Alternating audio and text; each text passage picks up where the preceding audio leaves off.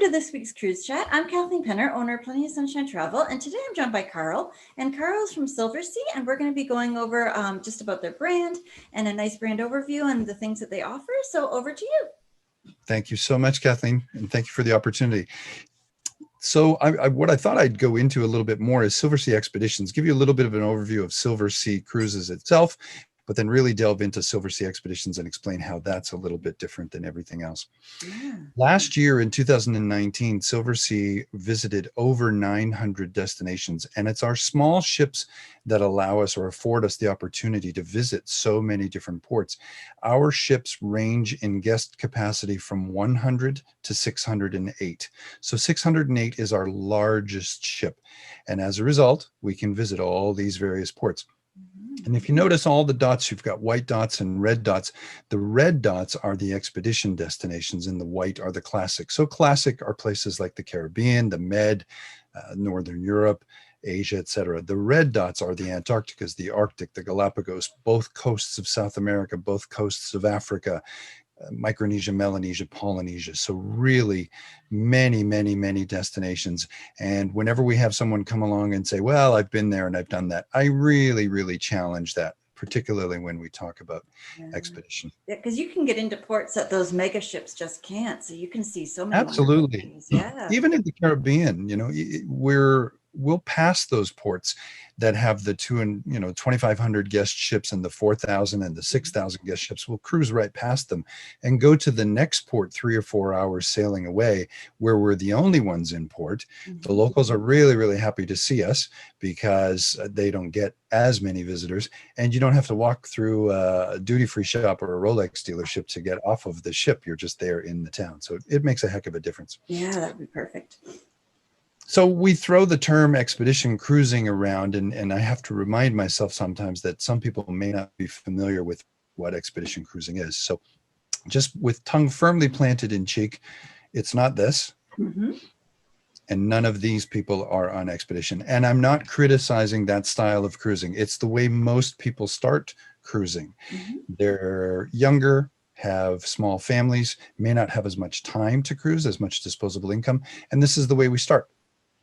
And then over time, perhaps you've got a little bit more time, you've got more established in your career, a little bit more money, you're not traveling with the kids anymore, you're looking for something that has a little less capacity, a little less guest capacity. And over time, still, it's kind of like migrating from economy to business and business to first class. So eventually then finding your way to a small ship luxury cruise line and using that as your base to then get off and get out of the ship and go exploring. So the ship is our platform, and we then get off of the ship and use the Zodiacs in this case to go explore a little river in Central America, or use the kayaks and go sea kayaking in Antarctica, or we go and explore a remote beach somewhere in Iceland. Here we are in the Russian Far East, so opposite Alaska, across the Bering Sea, the Chukotka Peninsula, the Kamchatka Peninsulas, really getting out of the way. And these places, one, you couldn't buy a t-shirt if you wanted to because there's no t-shirt shop. And two, you're not going to get a cell signal. But it doesn't matter because once you get back to the ship, there's complimentary unlimited Wi-Fi for those that need to stay in touch. This is in the Galapagos, for example, hiking in Madagascar, and on a remote beach in Indonesian Borneo. So really out of the way. It's rare that we see anybody else when we're out here in some of these destinations. And to me, that's such more of an authentic experience. You're really seeing the local culture. You're diving in deep. And that's the way that I personally love to travel. And I just think that's the perfect way to do it. Yeah, and I often talk about, these are places where we get dirt under our fingernails and we get our boots on the ground, and it's okay to go ashore and get a little bit sweaty and a little bit dirty, because then when you come back, there's someone waiting for you with a cool towel. Your butler has been notified that you're about to board the ship, and there's your drink of preference is waiting for you on the bar as you walk into your suite. Best of both worlds, absolutely. Yeah, exactly. Adventure by day and comfort when you're back on the ship. So we typically there are three destinations that make it, or that are the most popular, I should say. And these are the three you probably read about in the travel magazines and the newspapers, or the travel sections of the newspapers. They're the three that you as a travel advisor most likely get requested information for the most. And these are the three that we operate or send more guests on typically. And they are Antarctica, the Arctic, and the Galapagos. So I thought I'd go into detail a little bit more. Sure, yeah. On these three.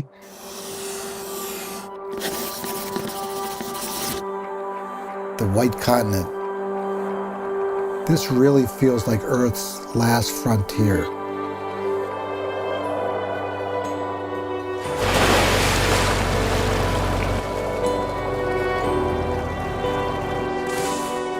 It's so wild and remote here, but you instantly feel at peace. Everything is so vast, so pure, quiet. It's awe-inspiring.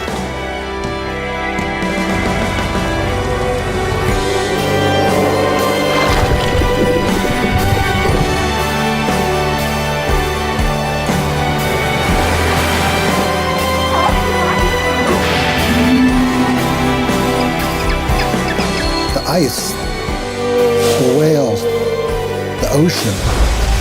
This is a sanctuary we all have to treasure and preserve.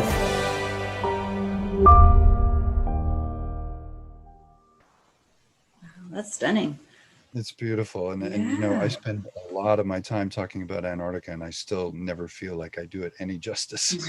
Even with, and I've been fortunate enough to have been 4 times, and even with all the beautiful images and the video that marketing provide me with, I still find it a challenge to get the notion across. We were the first ultra luxury cruise line to operate in Antarctica. So about 12 years into our history as Silversea, some clever person came along and said, well, why don't we take that small luxury ship concept and translate that or move that over to these destinations that are very, very difficult, if not impossible, to get to on your own. Why not have the experience of getting back to the ship and having a butler and having fine dining and fine wines? Because prior to that, the ships were fairly utilitarian. They were comfortable, but in some cases they were recommissioned research vessels and things like that. So you certainly wouldn't have called them luxury. So that was the concept. And we've been going now we're going into our 13th season into expedition.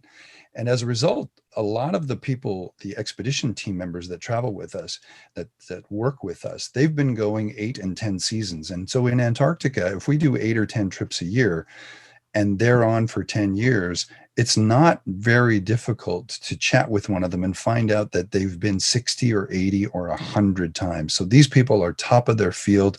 They've got graduate degrees and PhDs, and they continue to come back to Antarctica because it's their passion. So working with them is fantastic. We've got this great Zodiac to guest ratio, 1 Zodiac per 10 guests. The guides, 1 to 8.6. So always a guide around to go and ask questions of, and again, all inclusive. And this goes back to speaking about Silversea in general. So the icons you see here in red included economy class international flights. So wherever you're starting from, those international economy flights to the starting point and return, those are all included in the cruise fare. Butler service, not just in the higher suite categories, all the suite categories, multiple restaurants to choose from, 24-hour dining, onboard gratuities covered throughout. I mentioned the Wi-Fi, complimentary and unlimited in every suite category. Again, not just the upper ones. And all your beverages. Tell us what you want in your bar and tell us how you want your bar fridge stocked, and we'll stock it and keep replenishing it throughout the voyage. And on expedition, I've talked about the expedition team. Of course, they're there, and that's all included. All of the expeditions and the explorations and the excursions that I have talked about and will talk about, it's all included. There are no shore to purchase, shore excursions to purchase. This is all included. And in the polar regions, you'll see in a lot of these images, people wearing these bright red parkas. It's included. So you arrive at the ship, it's one less thing to pack, and it's waiting for you there on the ship when you arrive, and it's yours to keep. Oh, that's wonderful. And that's a good memento to look back and say, you know, I wore this when I was in Antarctica. Yeah. Exactly. Yeah. Yeah. 3 ships that we operate in Antarctica, all small. So they range in capacity from 144 guests to 274 guests. So nice and small for cruising around in these very, very remote locations. And we're not, when we arrive then in Antarctica, we're not disgorging thousands of guests out onto the ice and among the penguin colonies. Just a few guests. As a matter of fact, only 100 at a time on shore. Okay. So many departures to choose from with 3 ships. So we operate a few over on the New Zealand side of Antarctica, but the vast majority and the bread and butter is on the South American side. So from Ushuaia, the southernmost city in Argentina, across the Drake Passage over to the Antarctic Peninsula. And a few of the itineraries, so we've got the Antarctic Peninsula, very straightforward. These are 10 or 12 days, straight down to the peninsula, spend 6 or 8 days there, and then turn around and come back. A much faster way to do it is to fly across. So that 36-hour crossing from South America to Antarctica can be done in 2 hours. So the 72-hour return voyage is done in 4. So you're actually saving about 3 days there. So for those very, very short on time, you're still spending the same amount of time in Antarctica. You're still spending 6 days there and then coming back rapidly, that 2-hour flight. So those, again, who are short on time, this is a great way to look at it. Those who have more time and really want to explore further, I'm going that far, why don't I spend a little bit more time? There are voyages that will depart Argentina and include the Falklands or Malvinas, then down to the peninsula and back. Others that will include South Georgia and the peninsula and back. And then there are 18 voyages that will, 18-day voyages that include both the Falklands and South Georgia before heading to the peninsula. So again, there's something there for everybody. And then when we arrive in Antarctica, it's like this. This is our welcoming committee. We're right there in the thick of things amongst the penguins and the wildlife. A lot of people will ask, do I need to be a triathlete? How active and how fit do I need to be? A landing could be as straightforward as the one I just showed you, or this one. Very, very flat, very even ground, number of people there to help you on and off the Zodiac. If you can play around a golf, if you can climb a couple flights of stairs, if you can walk around the mall for a few hours, you can do this. This is fine. And it need not be any more active than what you're seeing right there. That sort of level ground. Make your way to the penguin colony. The guides are there to interpret it all and bring it all to life for you.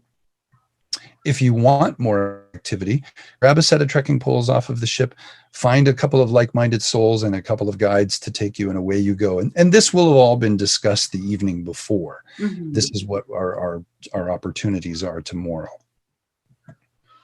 And while one half or one group is on shore, and I mentioned a limitation of 100 guests ashore at a time, the other guests are doing this.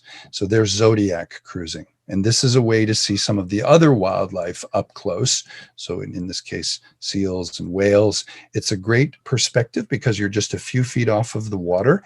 And for those landscapes, to get a little bit closer to the glaciers and the icebergs as well. And then the third way to go and explore is by kayak, sea kayak. This is all included. When I mentioned that the excursions are included, I'm talking about the sea kayaking as well. So we can go out in 8 tandem kayaks and 2 solos. So the red kayaks are the guides, and they're the ones that are just, there's always one in the front and always one in the rear, making sure that people aren't drifting too far apart and pointing things out. They're likely pointing out this whale here and saying, well, listen, if I know my whales, that thing's going to surface right over here. So those who want to come a little closer, come with me and let's see what we can do. And there's always a Zodiac nearby that if someone got cold or tired, they would just raise their hand and radio over to the Zodiac, and the Zodiac would take them back to the ship. Oops. So the Arctic is the second of the big 3, and it differs in a number of ways. First of all, geographically speaking, of course, it's the opposite end of the globe. The other way, Antarctica is a frozen continent. It is a landmass covered in ice, but it's surrounded by water. The Arctic region is very much a watery region that's frozen much of the time, surrounded by land masses. So very, very different. And it means that we access it from so many more different places. We access the Arctic from Alaska, from the Russian Far East, from Norway, from Iceland, from Greenland, and from Canada. And every part of the Arctic is different depending on where you access it from, and you would access it at different times of year. The other thing that's very, very different about the Arctic, in Antarctica, we know where those penguin colonies are. The penguins disappear in the fall. They all leave, and they're migratory except for the emperors, but they all return in the spring. And so we know that if we can make our way, if we can find that colony again, those birds will be there because they do the same thing year after year after year. In the Arctic, we're hopeful to see beluga and narwhal and walrus and reindeer and Arctic fox and polar bears, but none of the species I've mentioned have colonies. You know, the beluga and the narwhal will travel together, but they'll travel together underwater. We may see the narwhal tusks sticking up if we're really lucky, and we may get a glimpse of them for a while. Walrus, occasionally they'll haul out, and we happen to be nearby and look for a walrus haul out. And if they're there, great, we'll stop and we'll take a look at them. Bears are always on the hunt, so we just never know. So an Arctic voyage is very much like a safari. We're looking for wildlife, and we're using the high ice class of this small ship to get into these areas and push the ice aside and penetrate a little bit further and a little bit deeper to get further in, looking for the wildlife and looking for adventure in general. You know, an expedition in general, you have to go with a pretty open mind and a great sense of adventure, because we just don't know what we're going to find or where we're going to find it. This exhibit, or these Northern Lights, this happened at 1 o'clock in the morning. And there was a very, very short discussion among the expedition staff. Do we wake up the guests? Well, of course we wake up the guests. This is why they came, because if they find out tomorrow morning that while they're at breakfast and you and I, Kathleen, are chatting amongst ourselves saying, weren't those Northern Lights fantastic last night? We're going to have a mutiny on our hands. So instead, you know, there's a very subtle PA announcement. Ladies and gentlemen, everything is fine. There's nothing to worry about, but there's something that we think you might want to see. Put on your big red parkas over your pajamas and put your boots on and come up to the top, come up to the observation deck and come in and see this. And, you know, no one's disappointed. Yeah. Similarly with polar bears, you know, there's one of the expedition leaders has a great way of dealing with this. On the very, very first day, can I, with a show of hands, have people let me know who does not want me to wake them up at 5 a.m. if I see polar bears? And there's a bit of a chuckle through the audience, but no one raises their hand. And now he has set the expectation that I'm going to let you know when there are polar bears, regardless of when it happens. And it also just reminds people that this is an expedition. We just don't know when or where or how we're going to see things. We've got a great track record with seeing bears. We don't chase them. We try to give them a fair bit of space. Sometimes we see them a little bit closer and sometimes a little bit further away. And I believe the next thing is a video. I won't show the whole thing. It goes on for a little bit, but it's absolutely stunning.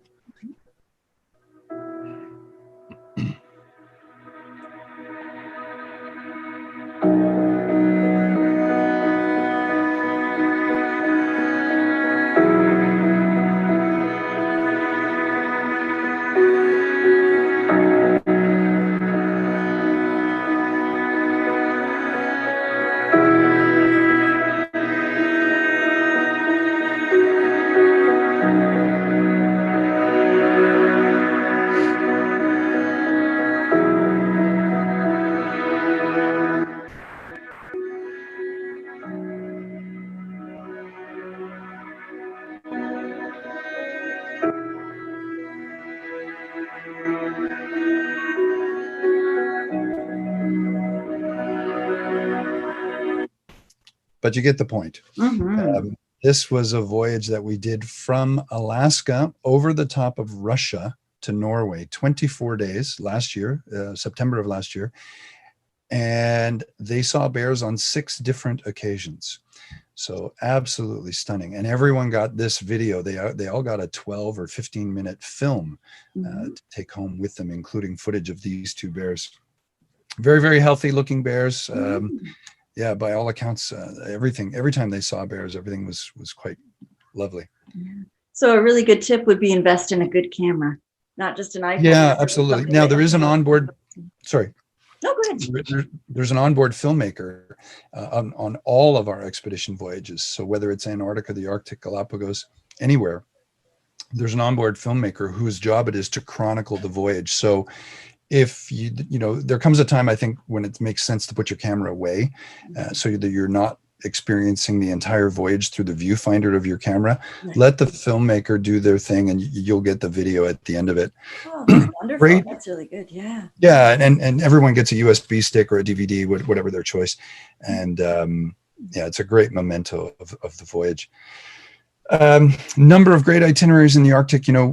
I think we've reached peak Iceland, but it's still of great interest to many people. And what better way to do it than this floating luxury hotel that goes around Iceland and visits all these tiny, tiny little ports that, again, would be very, very challenging to get to on your own. So wonderful itineraries in Iceland. Here's something that takes in Western Greenland and Eastern Baffin Islands, so some of the Canadian Arctic. Wonderful for cultural an aspect of a cultural aspect of a voyage, as well as lots of icebergs and glaciers. And when you get to Eastern Baffin Island, there's even an opportunity to see polar bears as well along that coast. So a pretty comprehensive voyage. Quite a few different things. I mentioned the the Northeast Passage. This is its complement, the Northwest Passage, going from Kangerlussuaq, Greenland, all the way over the top of Canada through the Canadian Arctic, all the way to Nome, Alaska, over the course of 24 days. So again, there's something there for everybody. Mm-hmm. This one, we've combined a few of them to get from Norway, Iceland, Greenland, Canada, all the way to Alaska. 63 days, in case you've got a fair bit of time to kill next summer. Mm-hmm. And then lastly, the Galapagos. Last of these three anyway. This is the most casual, the most informal. You're a couple degrees from the equator, and it's temperate. The water's temperate. The air temperature is temperate all year long. We'll look at that in a second. People are in shorts and t-shirts and sandals just about all of the time on this voyage. It's quite easy going.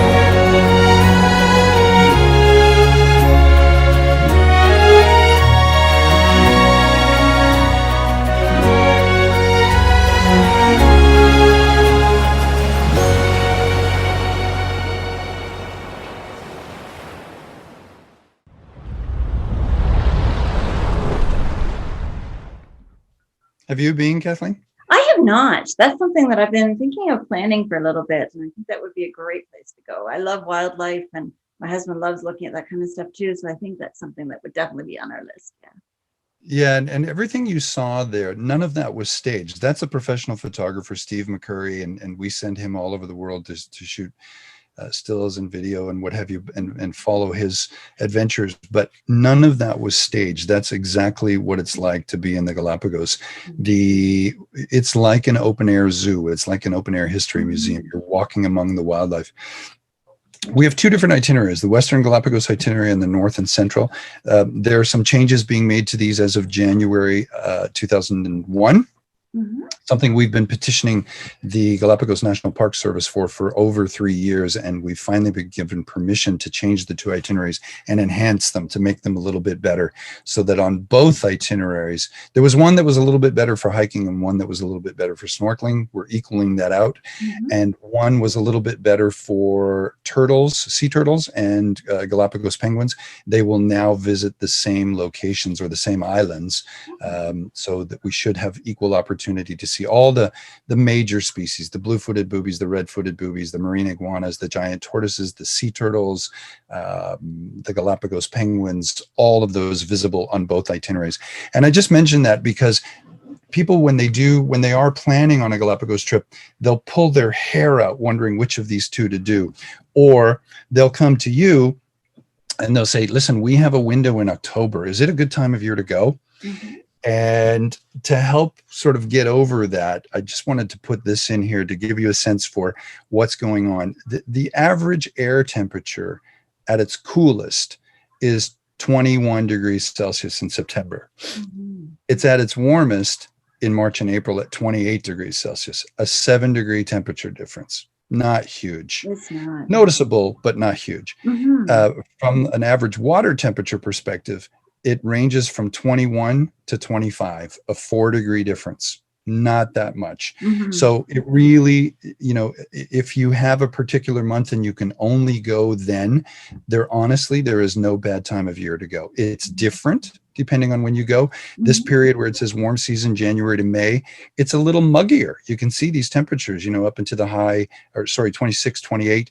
And there's a little bit of precipitation that falls in the form of a mist, and it feels a little muggier. If you don't like that humidity and that mugginess, then look at June through December when it's a little bit drier. You've got more sunshine, but the temperatures are a little bit cooler. Yeah.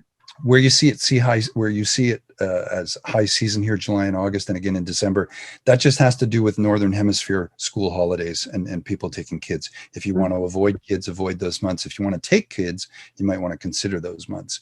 The other thing is we have charts, and I can share those with you about what's going on every island at every month. So again, if someone comes and says, we have a window in October, we just want to make sure we're not going at a lousy time of year. Mm-hmm. We can reassure you by pointing out what's happening with the temperatures and the sunshine and precipitation, but also what's going on with the wildlife at different times of year on different islands. But truly, there's no bad time of year to go. Yeah. What's unique, one of the things that's unique about the Galapagos, all of our expedition team members have to be permanent residents of the Galapagos. Anywhere else we operate, they could come from all over the world. We'd have specialists from Germany, from New Zealand, from Canada, from wherever. Here, they're all permanent residents of the Galapagos, and who better to show you their backyard than those folks? So they take us ashore in small groups in the Zodiacs, 10 people, and they're the ones who bring it to life. They're the ones who go on to explain about the flora, the fauna, the geology, the geography, all of it. And like I said, it's an open air zoo. You're walking amongst the animals like this, the giant tortoises. Yeah. We're exploring by last year when I was at Cruise 360, which of course it was canceled this year, I did a whole seminar and workshop on the Galapagos, and I think I caught the bug there. And I just they say, don't go too close to the animals, try not to, interfere with them, but boy, do they walk right up to you. Oh, and they I do. thought that was amazing. That was just, that's something I'd love to get a great picture of and to do that. That would be something. Mm-hmm. Yeah, and everyone feels like a National Geographic photographer when they're there, because it's hard, or it's easy to get a good picture. I was going to say it's hard not to take a good picture. Yeah. We also explore by sea kayak here, as I mentioned, in Antarctica and also in the Arctic, but a great way to get even closer in that perspective. Now you're just a couple feet off the water. Snorkeling as well. People will often ask us about snorkeling. All of the snorkeling gear, the mask, the fins, the snorkel, the wetsuit, we provide all of it. We fit you on the first day. The guides know how to fit you well. Mm-hmm. And then once you're fitted with a mask that works for you, makes a good seal, etc., we put that in a mesh bag with your suite number on it, and we hang it up, and it's your gear to use for the rest of the week, so that every time you want to go snorkeling, you don't have to go rummaging around in a big box of masks to find one that fits. We found one, it's yours. Mm-hmm. That's great. Great place for kids.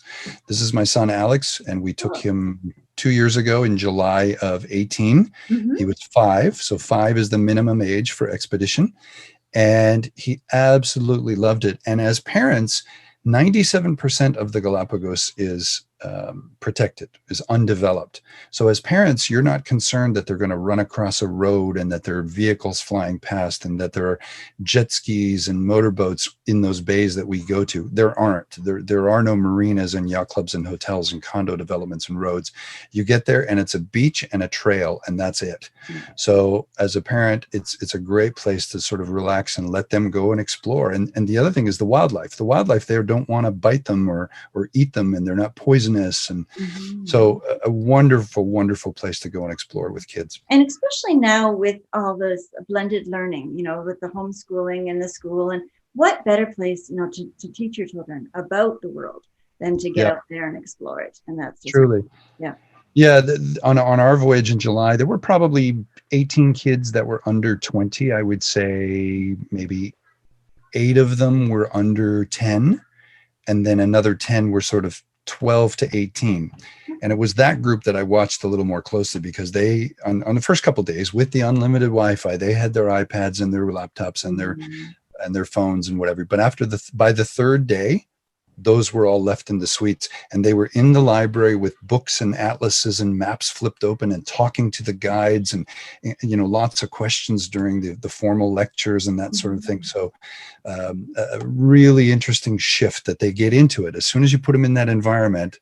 They start to. Yeah. As a former homeschool mom, that just makes my day. I love hearing that. That's great. Yeah. Wow. Good. Particular to the Galapagos right now, we've just had a brand new ship built, and she was just delivered to us a few months ago, called the Silver Origin. She will sail exclusively in the Galapagos 365 days a year. So she was designed with the Galapagos in mind. So that's everything from propulsion systems to the type of fuel we use, the water treatment systems. Even if you look below Silver Origin, right at the waterline, those two markings denote thrusters or azipods. So when we get to a certain destination, the captain does not necessarily have to drop the anchor.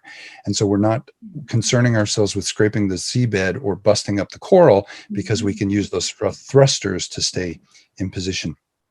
On the left-hand side, you see sort of old style or very traditional museum display cases. We have a partnership with the Royal Geographical Society in London, and we have some artifacts on loan from them, including replicas of Darwin's notebooks, Darwin's sketchbooks.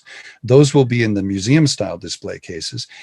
And opposite that is this great big touchscreen interactive display, wall-to-wall, floor-to-ceiling, kind of like a Galapagos iPad, but Google at sea, with all kinds of videos and images and recordings of animals and wildlife to go and explore. So even when we're on the ship and we're not off exploring, you can still learn all about the Galapagos when you're on the ship.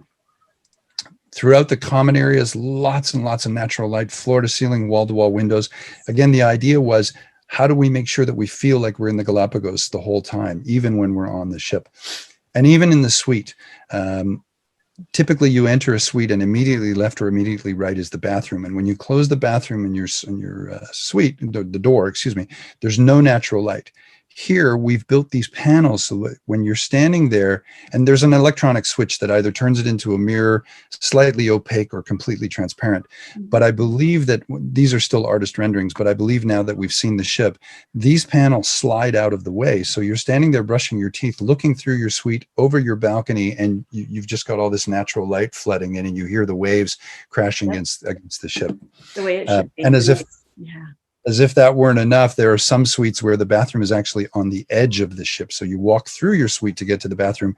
One edge of your shower is one-way glass. So you're standing there showering, looking over the Galapagos. Oh, wow. So a lot of innovation went into this ship.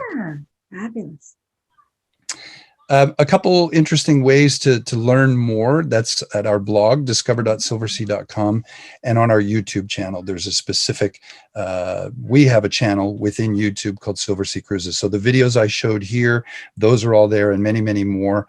And the blog, great articles, and none of them are a sales pitch. There's no, act now, save $200. It's nothing like that. These are just beautifully written pieces by professional writers, accompanied with great photographs about any number of destinations, both classic and expedition.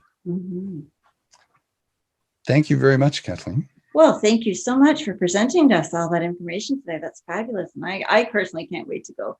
Now that I've seen the Galapagos again, it just reunites that I really want to get there.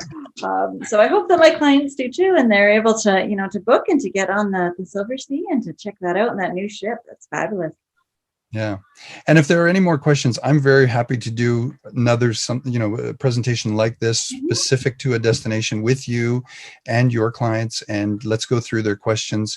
I know if you're traveling with kids, there are always a lot of questions around, is this appropriate for them? If folks are a little bit older and have mobility issues, a lot of questions around that as well. But I'm happy to do another presentation just like this with you and them privately. Wonderful. All righty. Well, thank you so much for your time today. And we'll have to schedule some of that. My pleasure. Goodbye, everybody. Thank you. Bye-bye. everybody. I hope you enjoyed this week's Cruise Chat with Silversea. It was really nice to see all those really exciting expedition itineraries that they have. Make sure you click on the blog post, which I put in the bottom in the description, so you can see the map of all the places that they go to. And it's quite amazing. All of those places with the little red dots for the expedition and the white dots on their regular sailing, on their regular cruising ships. It's just beyond amazing, all the places that they do and the in-depth that you get and all the value that you get as well in terms of the free Wi-Fi, the complimentary airfare, all the drinks, everything that you can possibly think of. And that new ship that they have for the Galapagos, that just, like I said, I did a whole webinar on it, not webinar, I'm sorry, I was actually in person. I had a whole meeting with the Cruise 360, learning all about the Galapagos Islands, and it was just phenomenal to learn about it. And it really reignited my desire to get there. And I'm sure that you would too, once you see how wonderful it is and how amazing those islands are and how rich they are in wildlife and how safe it is for children, as we mentioned. As I said, in the bottom of the description, you're going to see a link to my blog post. And on that blog post, I'm going to have all of the slides that we had. So you can blow them up and you can see them a little bit closer for some of the exciting pictures and some of the things that we discussed. So we can just go over some of the highlights of it. Next week, I'm going to be meeting with Avalon Cruising. And Avalon is a river cruise ship, and they are primarily in Europe. They do have other itineraries as well, but we're going to be highlighting some of those itineraries that they have there. So make sure you tune in next week. All of my Cruise Chat videos come out typically every Thursday around 11 a.m. Sometimes there's technical difficulties or a little bit delayed, but definitely check out every Thursday. And the best way to see it is to subscribe to our channel. That way you get a notification right away as soon as it comes out. You'll be able to see the new videos. I meet with a different cruise line every single week. So there's always something new and always something exciting to check out. I also have a destination dreaming series as well. And in that, we talk about all the different destinations that there are out there. We highlight what to do in the area. So I'll meet with a tourist board or sometimes with a cruise line, and we'll dive into each different destination on that itinerary so that you're able to learn all about what's best for you. And that's one of the reasons I started this whole series, so that you can keep on dreaming about going away, even with COVID and, you know, kind of sitting back in your own living room or checking it out on your phone, but you can still plan and you can still think about all those great places across the world to go to. So I hope you've been enjoying it as much as I am. I'm fully booked up right now to the end of January. So we're constantly booking and we're going to have lots of new shows for you. So make sure that you subscribe. I also say when I put them out on our Facebook page as well. So that's Plenty of Sunshine Travel on the Facebook page.